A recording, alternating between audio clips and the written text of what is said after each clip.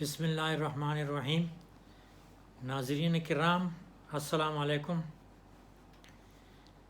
گزشتہ 1.5-2 مہینے سے افغانستان سوشل میڈیا اور الیکٹرانک میڈیا میں بہت اہمیت اختیار کر گیا ہے۔ اس کی پہلی وجہ تو اسلام آباد میں مقیم افغانی سفیر کی بیٹی کا گمشدگی کا مسئلہ رہا ہے، اور اب گزشتہ ہفتہ 10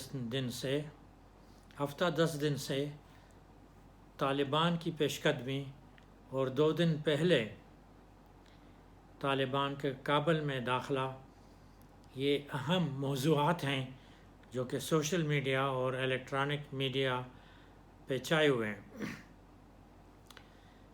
یہ دیکھ کے مجھے اپنا اسٹوڈنٹشپ کا زمانہ یاد آ گیا جب میں BSc کا اسٹوڈنٹ تھا۔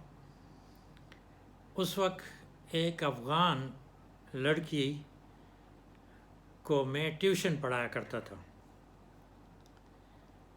وہ افغان لڑکی پشاور میں افغان کونسلر کی بیٹی تھی، جو کہ پشاور میں فرنٹیئر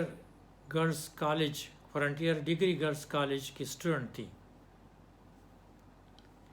تو ایسے موقعوں پہ جب افغانستان میں گزشتہ 40 سال سے یہ جنگ و جدل جاری ہے، مجھے کبھی نہ کبھی اس فیملی کا خیال آ جاتا ہے۔ آج میں نے کہا کہ چلو اس پہ ایک ویڈیو بنائی جائے تاکہ اس واقعے کو امر کیا جائے۔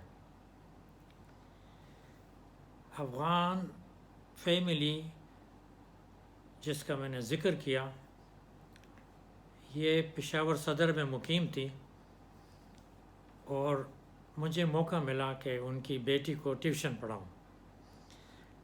اب یہ بھی ناظرین سوچیں گے کہ میں ایک اسٹوڈنٹ تھا، اور افغان کونسلر جو کہ ایک بڑی سینئر ڈپلومیٹک پوزیشن ہوتی ہے، اس نے کیسے مجھے منتخب کیا اپنی بیٹی کو ٹیوشن پڑھانے کے لیے۔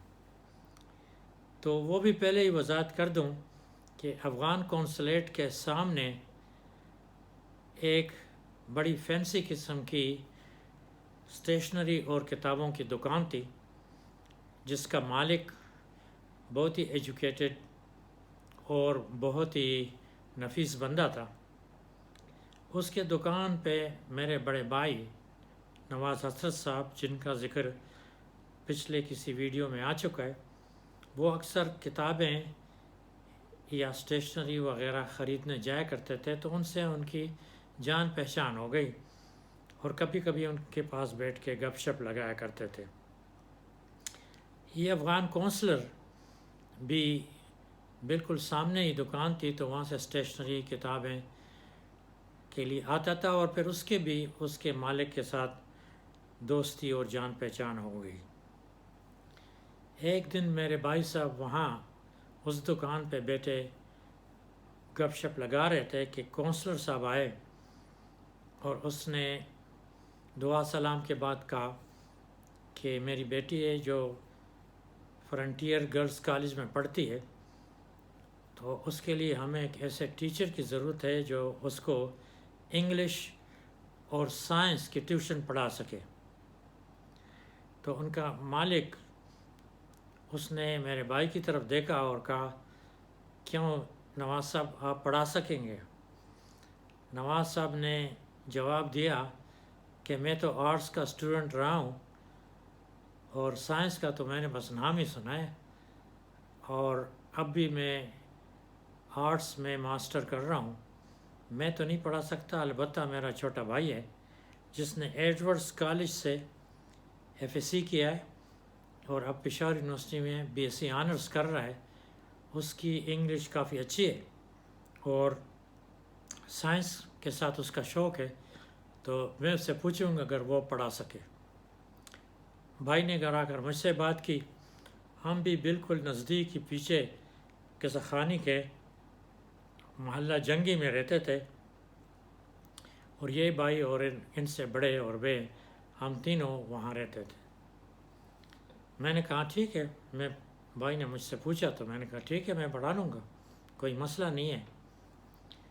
اس نے جا کے ان کو اطلاع دی، اور پھر کونسلر صاحب نے ایک کاغذ پہ اپنا ایڈریس لکھا اور ان کو دیا کہ اس کو کہہ دو کہ وہ میرے گھر کل تقریباً عصر کے وقت پہنچ جائے۔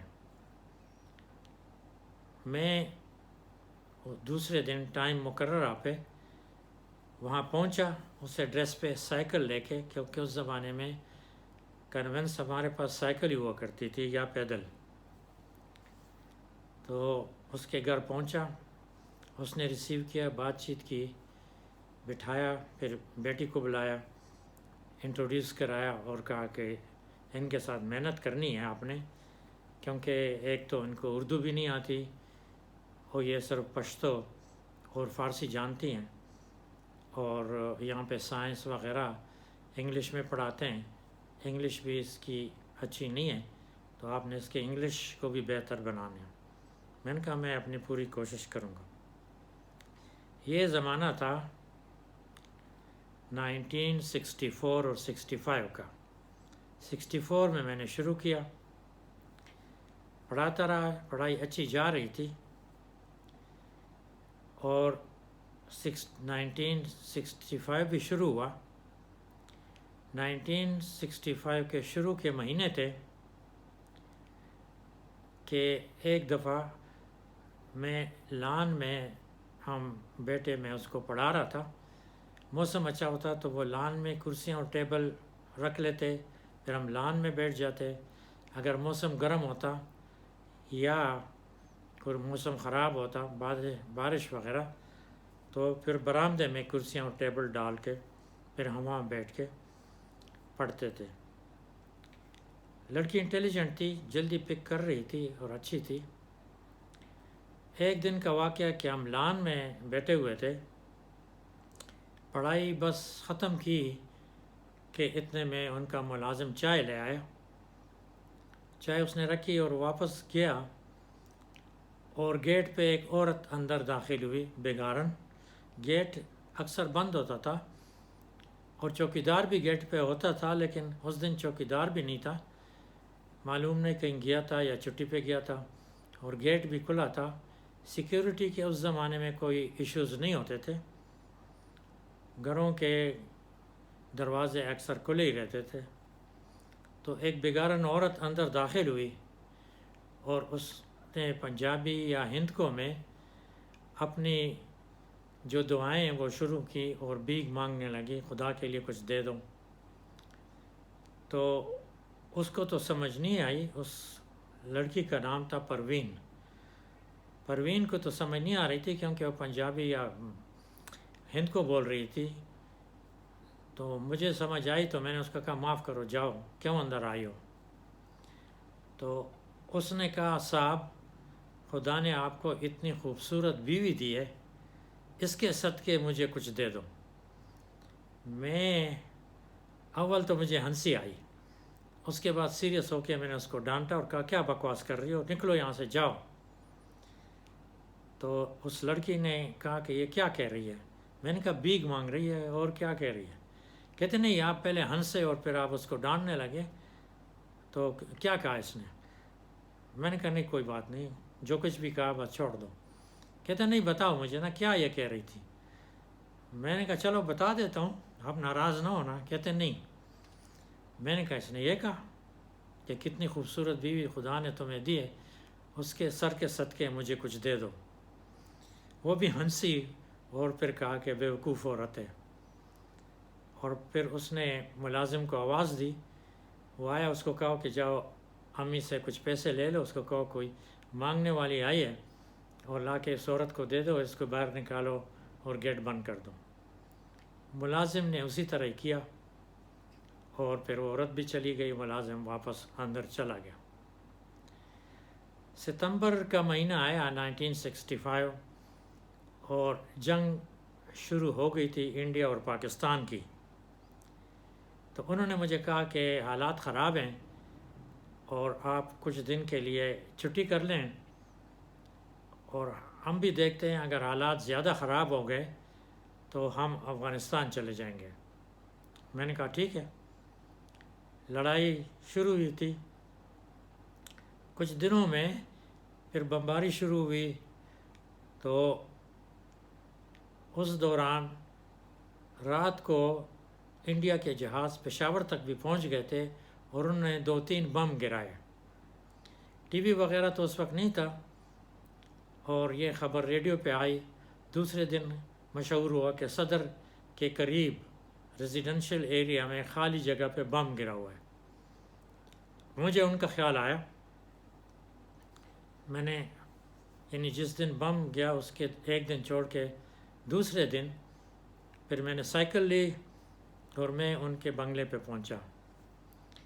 وہاں صرف چوکیدار تھا اور انہوں نے کہا کہ یہ بم یہاں نزدیک گرا ہے، کچھ میرے خیال میں 200-300 گز کے فاصلے پہ، اور وہ تو جگہ کارڈن آف کر گئے تھے فوجی۔ میں وہاں تو نہیں جا سکا، لیکن اس نے کہا کہ وہ لوگ تو بس صبح سویرے سامان وغیرہ انہوں نے پہلے پیک کیا تھا، ان کو اندازہ تھا کہ جنگ شاید زیادہ سیریس ہو، تو وہ صبح سویرے کابل کے لیے روانہ ہو گئے۔ وہ چلے گئے، بس اس کے بعد پھر نہ ان سے کوئی رابطہ ہوا، نہ میں نے ان کے متعلق کچھ سنا۔ جب بھی حالات افغانستان کے خراب ہوتے ہیں تو مجھے اس فیملی کا خیال آ جاتا ہے۔ اسی لیے اس دفعہ بھی جب حالات گمبھیر ہو گئے تھے تو میرے ذہن میں کبھی کبھی ان کا خیال آ گیا تھا۔ یہ 1965 کی بات ہے، زمانہ گزر گیا، اب 2021 ہے۔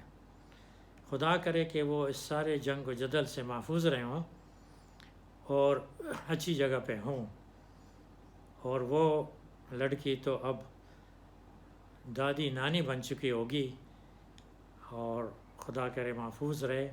لیکن اگر اس خراب حالات میں اس دنیا سے رخصت ہو گئی ہو تو اللہ اس کی مغفرت کرے اور اس کے خاندان کی مغفرت کرے اور ان کو جنت فردوس میں جگہ دے۔ یہ کاوش اگر پسند آتی ہے تو ناظرین اس کو لائک کر دیا کریں، سبسکرپشن کا بٹن بھی دبا دیا کریں، اور بیل آئیکن بھی ٹچ کر لیا کریں، اور دوستوں رشتہ داروں سے شیئر بھی کر لیا کریں۔ بہت شکریہ، خدا حافظ۔